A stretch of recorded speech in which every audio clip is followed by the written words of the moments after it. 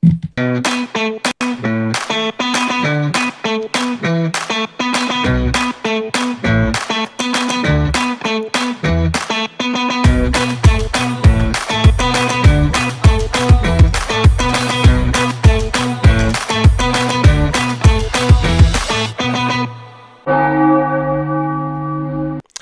guys, welcome to Broad Street to Britain, a UK Phillies show with me, Dave Shaw, and of course joined by Richard Skinner and Morgan Bruce as well. Richard, how are we, buddy?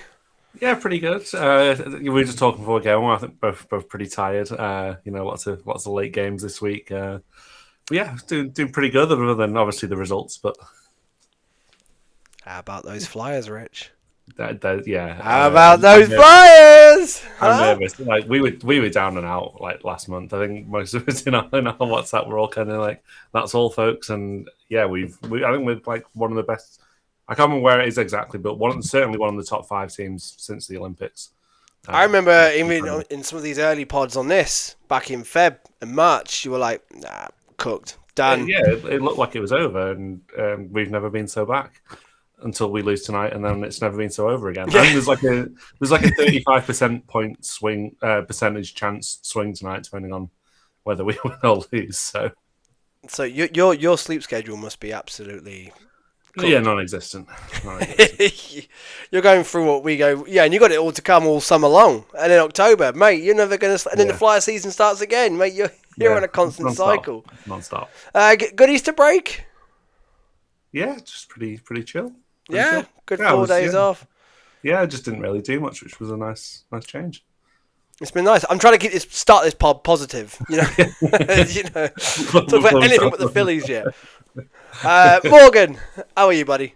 Yeah, doing good. I had a really good Easter. My sister got married, so I had family over for about 6 days of the week. Over the weekend, it was really, really busy. But yeah, it was great. And managed to watch some of the Phillies. We'll get onto that a bit later. But football's great, and Easter was fun, and the sun has been out. So, like, what else is there to complain about? I know this last few. By the way, disclaimer: weather report coming.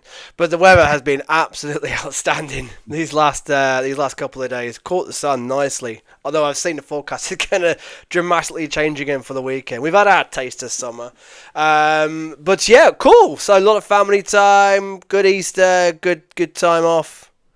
Yeah. And of course, York City. Really insane scenes. So they're now what? Top of the league with 3 games to go, 3 away from promotion. Yeah, 2 points clear. 3 games to go. Win our next 2, and we're basically there. What did I see? 9,000 for like a 5th tier football 8,100. Sorry, 8,100. Sorry, it's still really Morgan. Good. 8,100. We won both our games over Easter, and Rochdale got 1 point from their 2 games, I think. So like they massively helped us out by being bad at football. And you play them last game of the season as well. Yeah, we do. So hopefully we'll win that.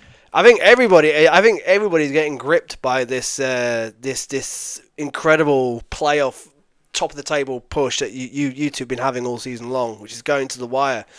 Yeah, good stuff. Yeah, finally the Premier League restarts again this weekend. It's been a long time, Rich, for us waiting for our teams to play again. We had to sit through 2 dirge of international England games.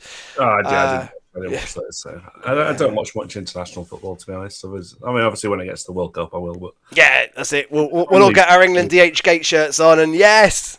Oh no, there's no. Oh no, I didn't order mine either. No, not trying. It'll get 4 wears, and that'll be it. All right, shall we pull the bandage off? Shall we talk about the film? We lasted 5 minutes. I did. I say it. I've talked about the weather. Spoke about Easter, football. Let's talk Phillies. Do we start from the top? Do we start from like where it went well and like that first thing against the Rockies where we thought the world was great? Well, I don't know what way to do this, and I put the question out on social media about everyone's thoughts, and thankfully a lot of level-headed fans have sort of put their comments in, and we'll get to those because it's you know what. It's a long season.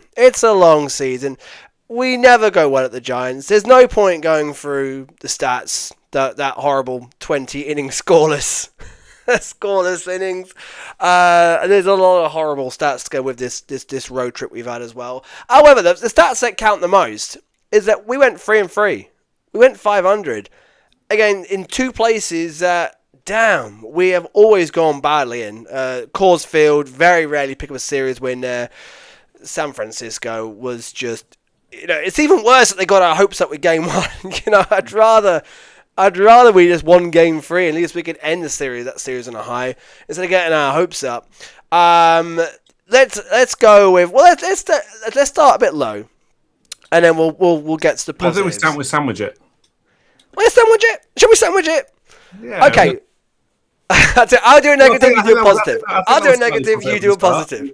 We could do the negative filling, and then we'll finish again on a high. How are we feeling about Chris Sanchez?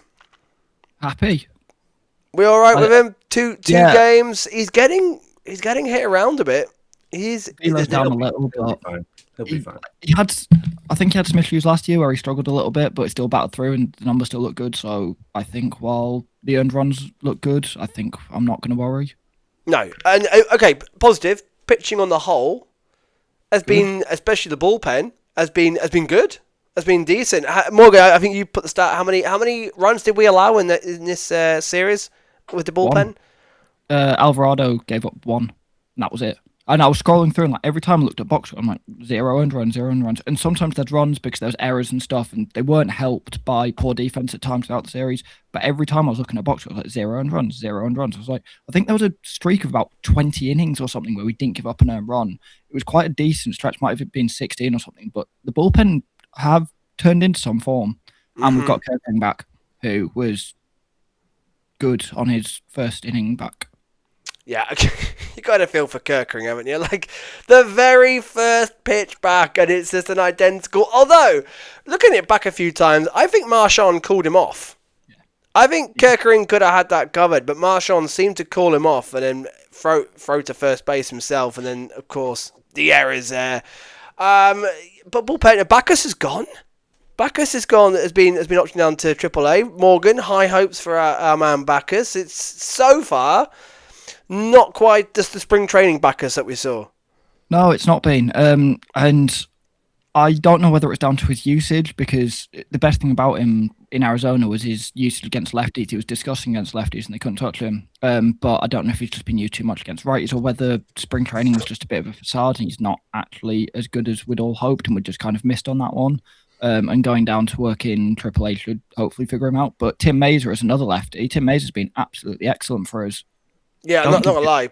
Very surprised of how he started and how well he started. Not thinking it was going to start poorly, but I thought of all the bullpen pieces we had, I thought him and Zach Pop are going to be the two that are going to struggle the most. But actually, they've been good. They've been good. Bullpen generally has been solid and done what they're meant to do and keep us in the games.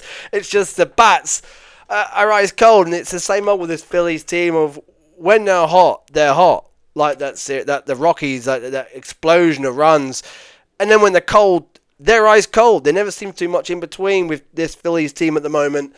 Frustratingly, but it's a long season. And I think we're going to keep saying that all the way through these first couple of months. And we are sort of where we were this time last year, in the last few years, in fact. It's just this barren spell of runs that we can't get. Is Kevin Long starting to come under pressure? I think time will tell. Again, it's a long season. It is frustrating. Like I said last week, we all live and breathe every pitch and every game we watch, and it's so frustrating. But we don't want this team to peak too early, do we? I know there's peaking and there's absolute stone cold. It would be nice to have an in between. However, you can't judge these results just yet. And like I said, San Francisco is the house of horrors. Nola was quite unlucky. I thought, although he struggled early on, pitch count got high in the first 2 innings. I turned the game after the second inning and saw his pitch count was high, and I'm like, oh no, he's getting hit. His command is a little bit wild. But he settled down really well, and he was just unlucky with that final pitch. It was devastating for my fantasy team. It's just, again, never draft Philly pitchers is what I'm quickly learning. But no, on the whole, guys, you can't put that on him, Rich. No, he pitched he pitched well. I mean, obviously the one he gave up a home run on was not his best pitch, but that's I think it'd be hard to judge it outing on having one bad pitch that happened to get hit. So yeah, yeah, I thought he did well, and it was certainly more promising than he has looked. Well, certainly in his first start, and obviously last year. So if he keeps that trajectory going, then even the Enola might be back. Yeah, well, steady. I dropped him mid-game for my fantasy team. The free run home run was so quick. It was less than a minute after that happened. The moment the ball went over the fence, it was like dropped. Gone. Right, get this guy. I need Did you him. keep the stats that he had for that game? Huh? Do you still keep the stats he had for that game? Or Yeah, Yeah, because it done click over till the next day. I keep his 2 strikeouts. Yes. Correct. His whopping ERA has not helped me. I'm having a dreadful week in fantasy this week. I don't get it's just typical Phillies. Last week my team were amazing offensively and pitchingly. This week, I don't know. They've literally gone vacant on me. Painter was sort of it seemed to work him out. His secondary pitches weren't, as we said like last week, his secondary pitches were absolutely on fire. He was painting the box, the corners. This time didn't quite have it. Interesting to see how he gets on his next start. I think it's the D-backs. It must be either the Saturday or probably the Sunday game, won't it? Sunday. Zach Gallen D-backs. versus Andrew Painter on Sunday afternoon. Interesting how he goes back home as well, and I wonder if sort of home comforts for him, pitching at Citibank Park, will probably be more beneficial for him this year to start him off. But yeah, interesting to see how Painter goes. Velo wasn't too bad. Again, it was just into a little bit of command. But overall, yeah, 5-5, good start. 6-6. It's just middle across the board, isn't it? Bats are frustrating. The pitching's good. It'd be nice if the bats were middle on the ball, but Yeah.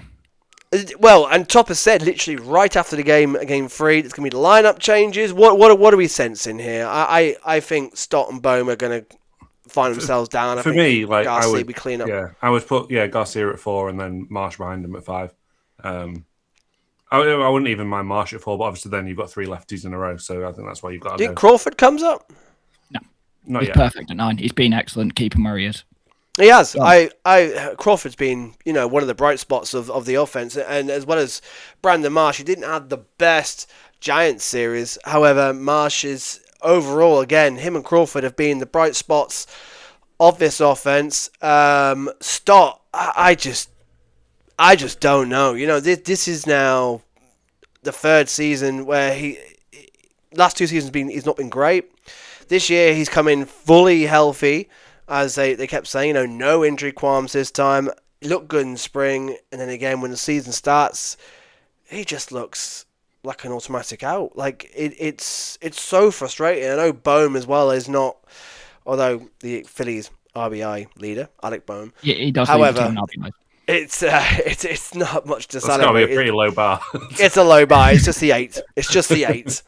I was like, oh, is the Phillies RBI leader? I wonder where he is in the rest of the MLB. Yeah, it's pretty low. Again, it just shows the team's general scoring struggles so far this season.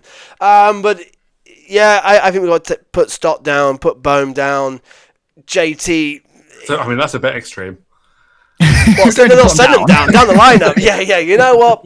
Down. AAA for both of them. Let's get Felix Reyes up. Right, but JT, all I'm saying, JT does lead the team in on-base percentage with like 402, I think it is.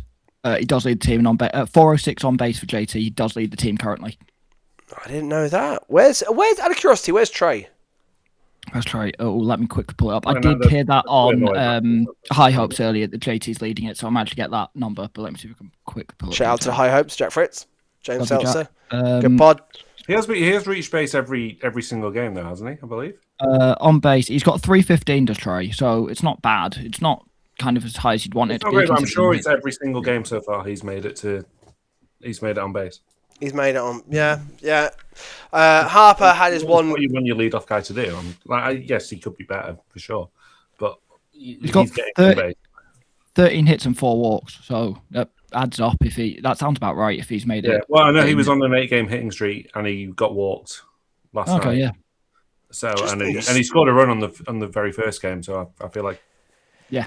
Just need a double or a triple from Trey, don't you? Just to get him going. Just sort of spark. All of them are the same. They only a spark. Kyle's doing all right. Kyle. It's going to be either a double, a home run, or an out. I have no qualms with Kyle. You feel like Bone needs something to get him going. Harper needs a home run. Although he had the not too bad Rockies series. Giants not as good, and it's the same with Stott. Stott needs something, defensively again, solid, brilliant plus defense, but just needs a double or a triple to get him going. And the general vibes just look flat. They were showing Kyle Schwarber's. It's a random video. I don't know what it was for, but they were showing his first at bat for the Phillies, and it was a home run against the A's, and the dugout was bouncing absolutely, and it was just general vibes was so high, and it just looking back then and looking at some of the highlights from the last couple of years, where the dugout is even at those early stages are all excited, the vibes are high, there's a good feel good factor with the team, just feels flat, just feels genuinely flat, and it's just. What is going on? I do tend to agree, but I also think if you remember, early last season when there was a lot of comments about how the team needs to take things more seriously, and people wanted rid of the whole "we're going to pour water on each other after we win a game." True. And, they need to win in October, and they need to take it serious. So I think. I mean, I agree. I don't think it's simply them just taking it more seriously, but I think, and on both sides, it's kind of, you've got to find a balance between the two. I wouldn't read too much into it. I think 12 games, and do they have much to be excited about at the minute? Probably not. Oh, no, no, absolutely not. It's the vibes were high after the Crawford walk off. Yeah, there was. You can tell they look like they've really tried to make him feel welcome, and he seems to absolutely. And the feels from that went on to win the next two games as well. So it just shows that these small sparks can gather a bit of momentum, because they then went beat the Rockies 10-3 and they exploded in Colorado. Then got to, of course, used all their runs for the entire series. Got the narrow win 2-1, lost 4-1. But again, the pitching in that game kept them in it. Walker wasn't a disaster. You got what you expect from Walker being your fifth starter. He wasn't terrible at all. You expect someone to allow 4 runs, it's fine. He's a fifth starter. Then the offense, but in game 1 against the Giants, a comeback win again. And it felt like they were doing it for Painter in that game 1. Painter struggled, but just felt like here's the fighting Phils. They're clawing it back. You could tell that okay, he hasn't had the best second outing of his Phil's career. We're gonna dig him out of this. Good comeback win, and then nothing. 5-0, 6-0. Just woeful. Things should be different. For this returning home D-back series. Two UK friendly games, I believe. I think the Saturday and Sunday, both early. Am I right? 6 o'clock? They're both about 6 p.m. They're quite nice. Saturday and Sunday, I'm fairly sure. D-backs also 6-6. At this point, they haven't announced their pitching lineup yet, so we don't know. I think it's Brandon Fark goes Saturday and Zach Gallen goes Sunday. I can't remember who goes Friday. Oh, Zach Gallen. It's Painter Gallen Sunday. Again, took this from Jack Fritz earlier, so I can't remember the other ones. But I know he said it was Painter versus Gallen on Sunday.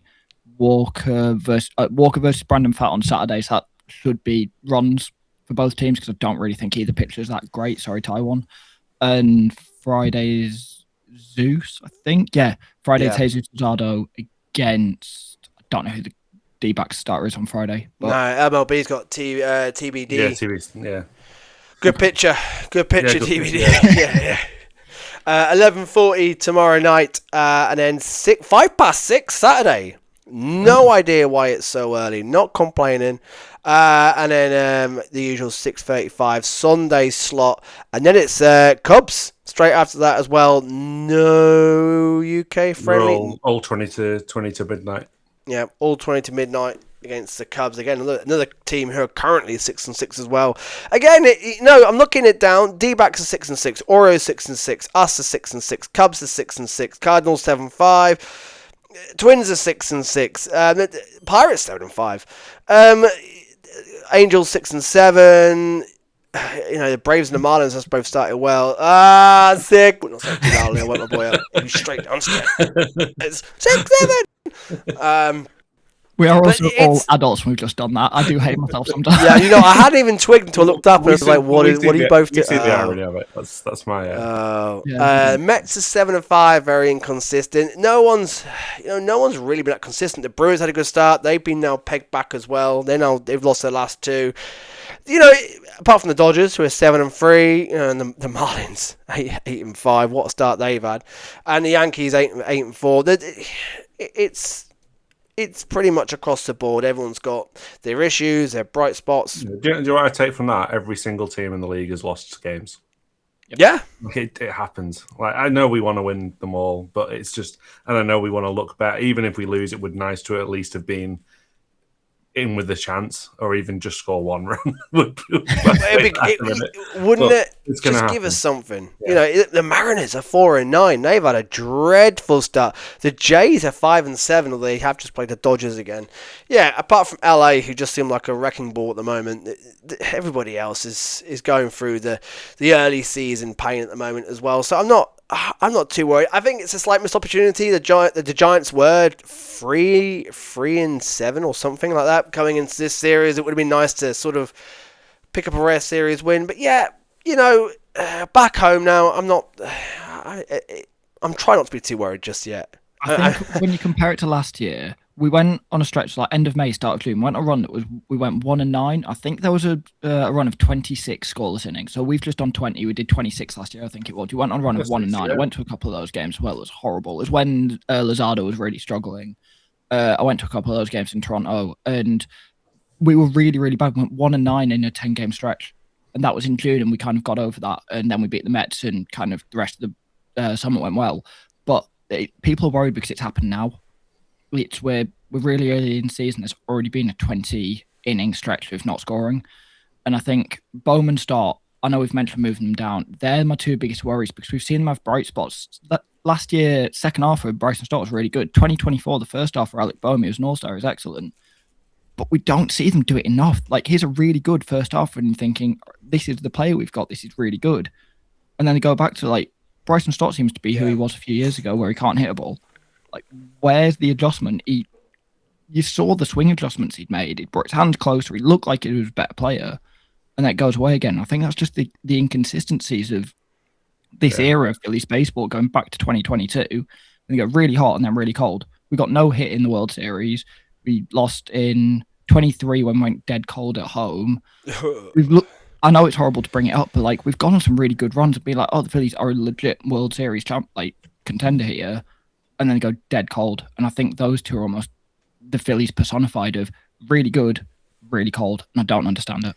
I do wonder how long Kevin Long's leash is if this carries on, because this is now the third, well, from the back of the playoffs in 2023, the sort of third year now going into where the bats aren't where I know these cold spells are brutally cold, and these players are in their prime. Turner, Kyle, Bryce, maybe a little bit out of his window. Bohm, Stott, these players should be now in their prime. And you're just not getting the results out of them, and it's happening all too often. Although saying that, it's more though with runners in scoring position. It's more when we got people on base. The solo home runs we seem to be doing fine with. We seem to be doing fine. Like, how many times this season have I noticed it? The first at bat, the first batter to the plate at the inning usually gets on base. It's just as soon as we have base runners, they go ice cold. They've got no problem getting on base when nobody else is on base. It's just runners in scoring position.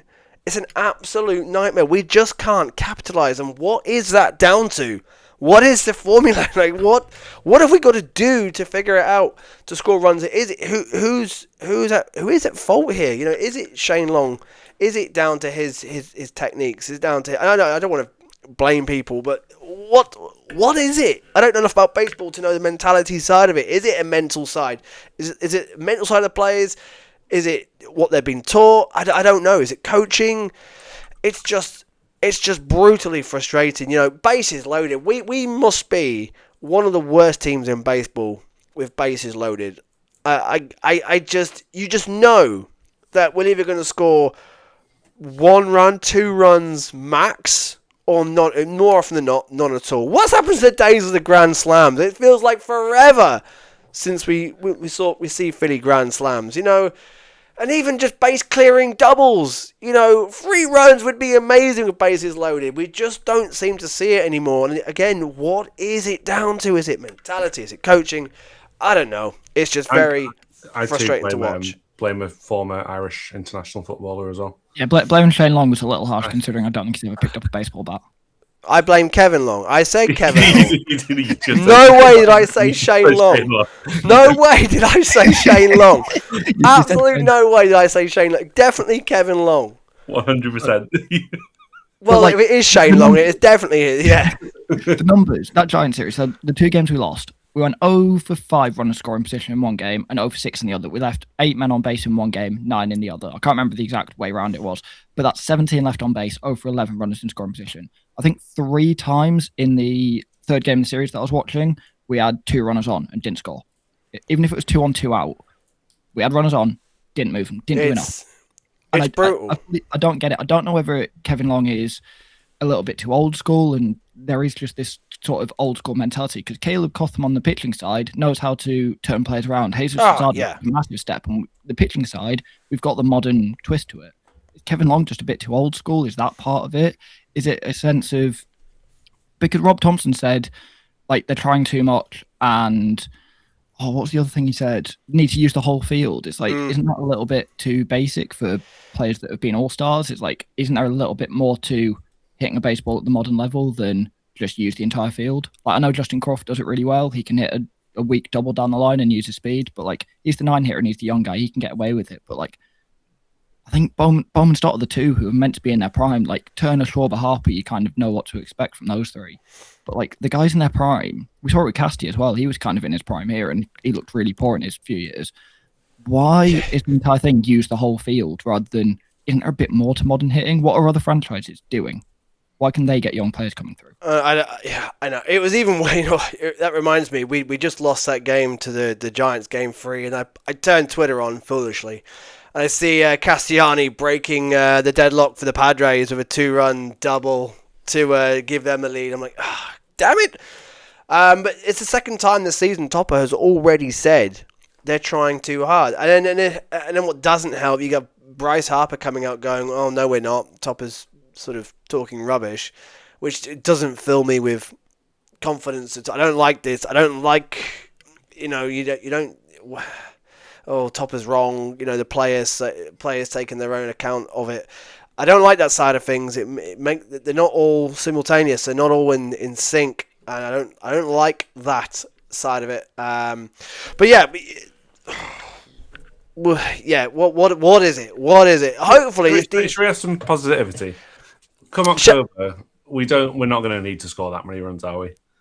Oh, don't get me wrong. I will take a 1-0, 1-0, 1-0, 1-0. Yeah, we're going to have Wheeler. We're going to have Luzardo.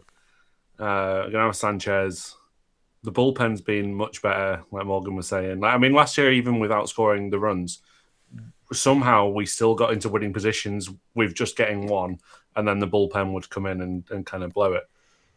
As much as you can blow it without getting run support, it's not. Yeah. But we've got a team now with that sort of Alvarado, Keller, Duran punch at the end that actually, if we're up by 1 going into the 7th, 8th, 9th, obviously I'd like it to be more, but it's less of a worry of, we're going to have to see Jordan Romano come in a minute, or yeah. I feel much more confident with that low lead. Although Jordan Romano is a different player this year, isn't he? I think he had his spells last year, didn't he? What a start he's had. It'd just be nice if we can get runners on base and actually be then excited. I agree. I just don't think we're going to need to. Oh, don't be wrong. Come October, I don't care how we win. I don't care if they're the dreariest 1-0 wins. Just get me. Let's get me back to the World Series. It's just four hit by pitches in a row. Yeah, I'll take it. I don't care. But at this point of the season, it would just be nice to be excited with runners in scoring position that we might actually do something. Because now... I'm just trying to look on the bright side. No, you're right. And I agree. But that Giants series, we have runners in scoring position and bases loaded. And you just know that... it's a good chance nothing's going to happen here. But let's go to positivity, because I asked on social media, where's your Phillies mojo right now? How are we all feeling generally as a whole on social media? Because Twitter's just an absolute cesspit at times, especially when things aren't going our way. And I'm glad to see that people have been level-headed and sort of, pick me back up a little bit as well. So I asked you, where's your Phillies mojo right now? What's your early season thoughts? Not too worried, long way to go, same old, let's rebuild, question mark, those sort of things.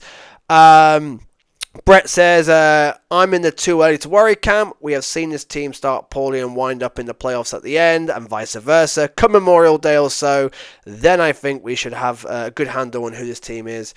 Yeah, it's true. We have got to step back at times and just think, as frustrating as it is, it's a long season.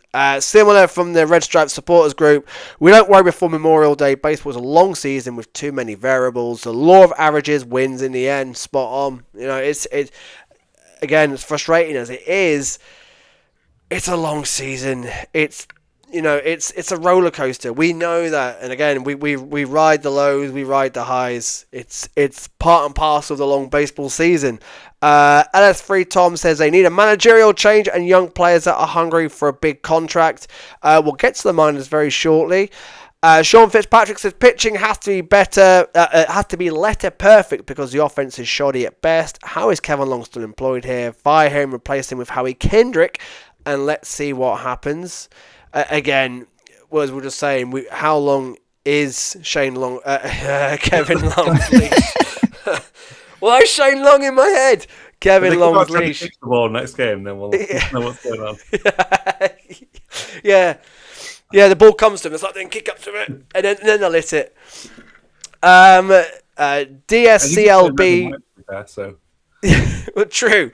It's not even May, and as usual, those always overreact to every pitch and at-bat are already bitching about the club, and the season is gone. Look at the past playoff seasons and the team's records at the end of April, May, and even June. And yeah, it's a good point. We are pretty much where we usually are at this stage of the season. Wendy Jones, I'm happy with starting relief pitching so far, although I'm still upset about losing Ranger Suarez. Very happy with Wheeler's recovery. By the way, Wheeler, much better third game. Second game was a bit of a worry with his velo, but much better third game. Like what I've seen from Crawford so far, the offense, though, is very consistent this early. I'm not panicking, though. Love my baseball. Good, Wendy. Good. Teresa King, as a Phillies fan for 50 plus years, it's always good to remember it's a long season. I expect they'll still be competing in October. Go Phils. And it's pretty much the same. George Edmond, bring back Lucky Bamboo. Oh, Brad Miller. That's a throwback to Brad Miller and the Lucky Bamboo, which really did work. What a time. He started bringing bamboo into the clubhouse, and all of a sudden the Phils just got hot. And Brad Miller got hot. Yeah, I guess I was trying to think of a shoots pun, but I was going to say, did they start shooting up? But that's Rojas, isn't it? So. And Max Kepler. Look at that. As we're recording 17 seconds ago, Baseball Queen, who hosted us for our tailgate last year in June. I guess I'm more... Love you. Yes, big shout to all the guys. I guess I'm more practical in my thinking on the Phil's early season. Baseball is a game of failure. You can't win every game. I see a lot of positives. All I care about is if we stay healthy and get hot at the right time. And that's pretty much it, isn't it? And that's what baseball is, getting hot at the right time. As I said last week, post All-Star break, that's when we've really got to start getting momentum and getting hot like we did last year. It's just, like I said, for me, I need to sort of remind myself to keep going back to this, but we just need to be there or thereabouts come the All-Star break, come trade deadline day, and then kick on. Although, after a 6-0 defeat in 20 innings of not scoring a run, I struggle to remember that. On the old WhatsApp group, we had George... no, we didn't. We had George Comerford, who's heading out to Philly soon, and we'll get on the pod very soon for his experiences.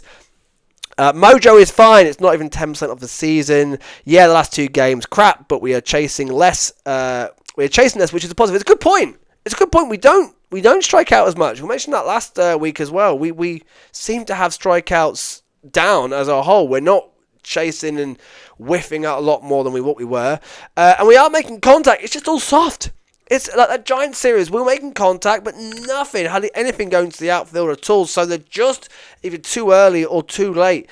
And as the season goes on, and one thing that does give me positivity is that when they figure that out and fine tune it, which I would like to think they will, yeah, then watch out. Then we're all right. Early season, as expected, takes a while to get going for this group. Was the same last year, and I think a few call-ups such as Reyes or Dela Cruz could help. Yeah, we'll get to those boys. And Dante Norris started hot.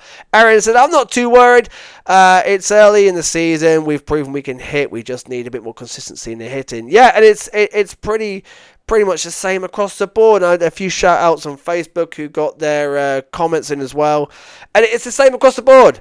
Linda Brown says it's early. I'd rather get stronger and better as the season goes on. They've done the opposite the last 2 years. Start strong and it doesn't end well. Go Phils. Danny says too early, but expectations are the same. Wildcard or DS loss.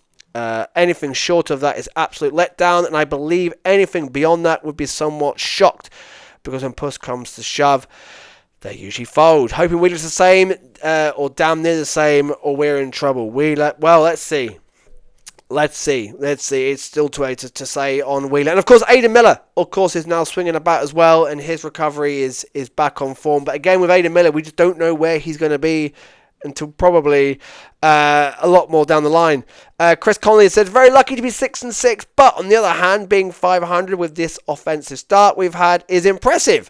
Batting order needs to change. Garcia to clean up, March to 5th, Crawford to 7th. Seems obvious. I also wonder if they go back to Schwab's at leadoff and change things up. We basically know what these hitters are at this point. A mid-season trade for some power is absolutely essential if we have any way serious about going further than a wild card loss. That's a good point. Yeah, we're 500.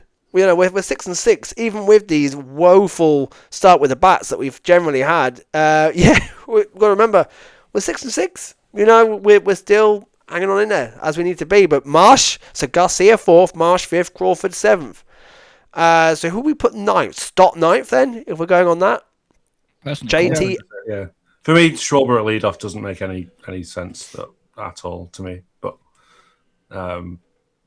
I kind of agree with Morgan that, Crawford in 9 for now, it works well. I think, it turns him over, and if you get him and Trey on base together. But I do agree, like, he's done enough to warrant the conversation of should he play higher than 9th, for sure. Yeah. I think it would be start moving down to the bottom for me if you were to move Crawford up. I think the only way you'd fix it is if you move Crawford to 7th, does he run a bit more? Because at the moment, if he's hitting 9th, he's not going to run as much, because if he gets thrown out, especially with 2 out, if he gets thrown out and end an inning, then Trey and Schwab don't come up. Is he a little bit hesitant to steal bases because he doesn't want to get thrown out when he knows the top 3 are coming up? If you put him 7th, does that encourage him a bit more? It might do it. It might not happen at all, but is he hesitant to run? Because if he runs, gets himself in scoring position for JT hitting 8th, then that's obviously more stolen bases and a bit more pressure because of how quick he is. Is he not running because he doesn't want to get thrown out when Trey, Schwarber, Harper are coming up? With the way we're struggling for runs, I'm fully expecting Crawford then start sending him a lot more to get in scoring position. It'd be great, if Stock could get on base, he can do the same. Of course, we know his pace and his speed, and he can steal bases. Maybe putting him down the 9 hole, getting him on base, getting him to steal some bases would do him good. So I'd love to see a Crawford Turner double steal. I was going to say the same. I'm waiting for it. I would love to see it. It would just be a successful steal, but it would be fantastic. And Jim McElhatton says, normal ups and downs. I like to expect them to compete for a World Series title, but they have to play to their potential. Morgan, minor league report. Because we said it in spring, we're trying to keep our expectations low, but he won a batting title last year. He started spring hot. He's doing very well start this season. Felix Reyes. There's already some early calls to potentially get him up and Kemp down. What do you reckon, Morgan? So, Reyes, I think one question mark I've got is the reason he's now playing in the outfield a bit more this year is because traditionally he's been the first baseman.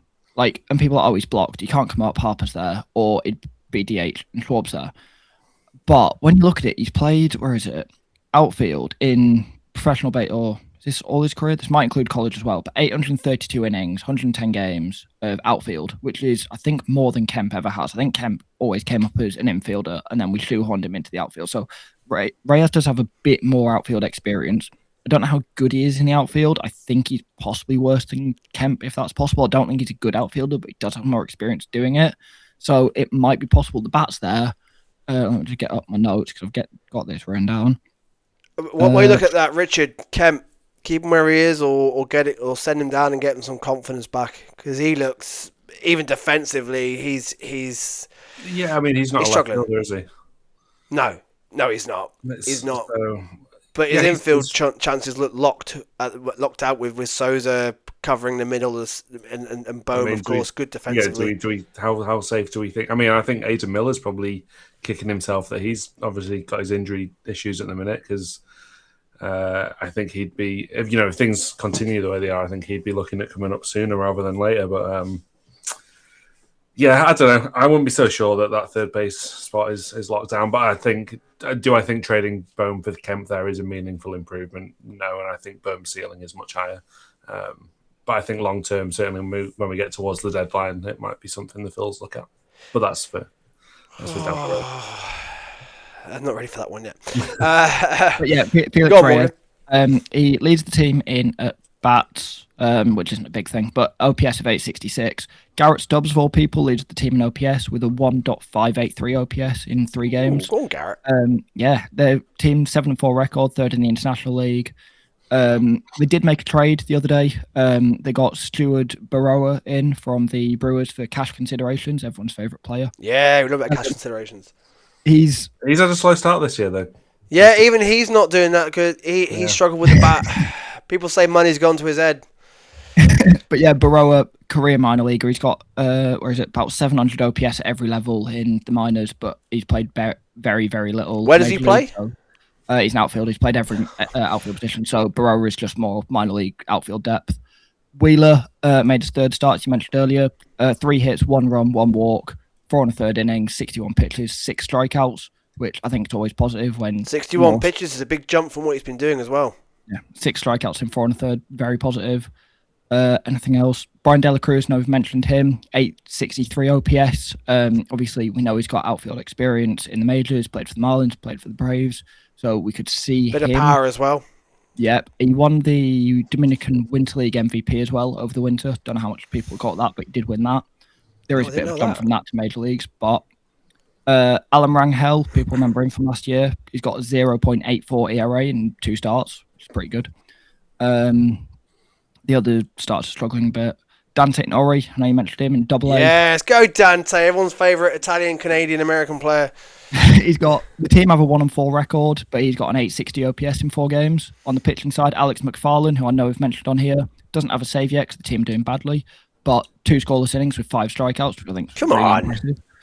And in low A, Gage Wood, 1 start, 4 scoreless innings, 7 strikeouts, 96.5 mile an hour on his fastball. So Gage Wood started very well. There's your get him up. Minor league report. Bye, you Walker.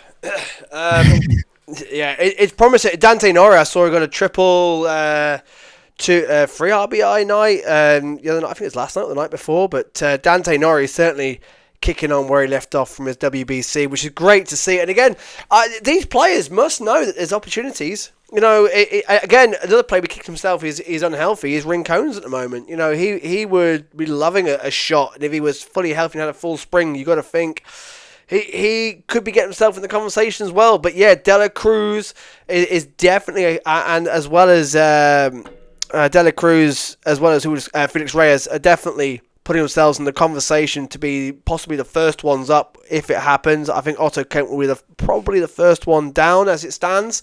But yeah, interesting. Good developments. It's nice to have this backup just in case. And sometimes, as we know, these young players can also themselves bring a spark to a sluggish and slow offense, which is what may well be required, but we will see. We will see. But the overall gist is, and the podcast title will probably be, "It's a long season."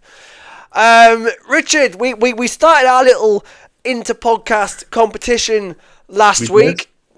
It wasn't so good for myself. Just showing that my knowledge outside of the Phils is pretty poor. I think I got one right. So we had last week. Me and Morgan were both 1 and 2. Richard 2 and 1. Taking the lead. Taking the lead. Yeah, I mean, we all went for the Red Sox to win, and I mean, they can't buy a win at the minute. So. No. Talk about struggles. Red Sox are in a whole heap of trouble at this early stage. Yeah, yourself and me, we went for the Brewers over the Royals, and obviously that was a banker. That one, a victory for both, and then I've just noticed actually we've got 2 repeat teams in this competition. So yeah, we all picked a series that's happening this weekend. Obviously, Phil's excluded, and then sent our predictions in. So we've got the Red Sox and the Cardinals, the Angels and the Reds, and the Astros and the Mariners. And Richard, who have you gone for?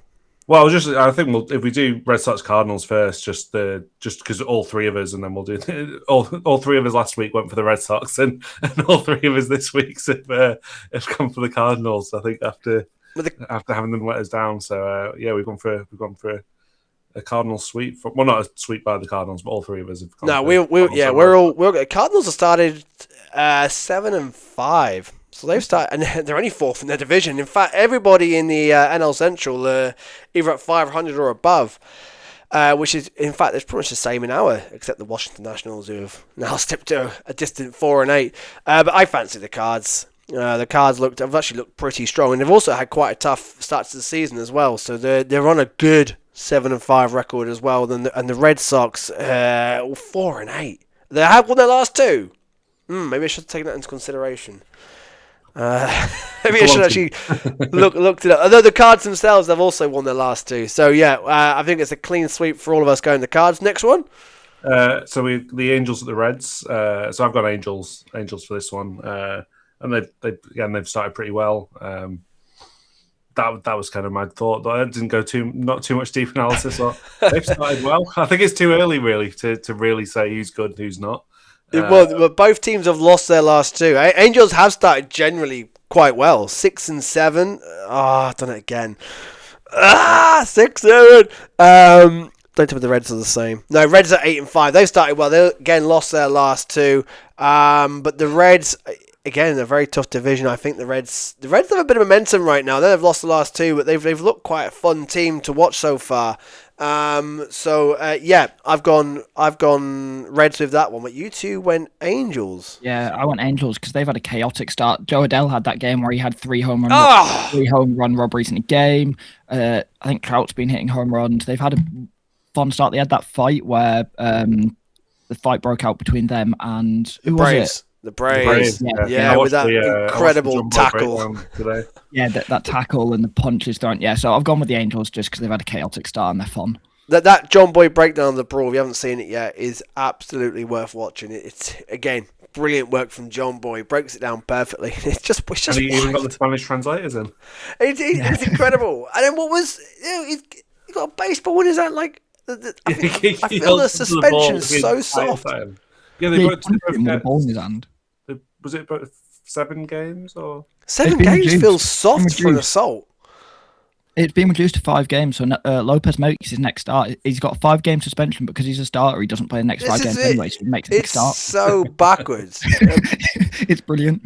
MLB love it, though, don't they? It gets the viewers. It gets some clicks on the social medias. It gets people talking about it. And we love a good old brawl on the field. I was trying to think back to the Phillies last one. We haven't had one in like a proper brawl in years. We've had a few handbags. Yeah, we had the great one where not a brawl, but when Strahm came running across the field from the bullpen in his pajamas.